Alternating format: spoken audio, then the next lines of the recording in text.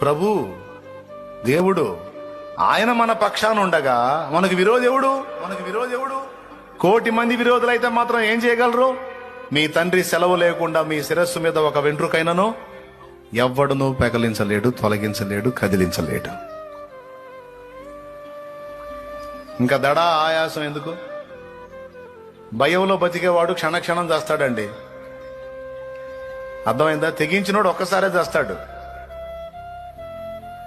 తెగించినోళ్ళు ఒక్కసారే చేస్తారు, కానీ భయంతో బతికే వాళ్ళు క్షణక్షణం చేస్తారు. అందుకే చెప్తున్నా, పరిస్థితులు ఏవైనా కావచ్చు, శ్రమలు ఎన్నైనా కావచ్చు, గుర్తుపెట్టుకో, దేవుడు మన పక్షమునుండగా మనకు విరోధి ఎవడు?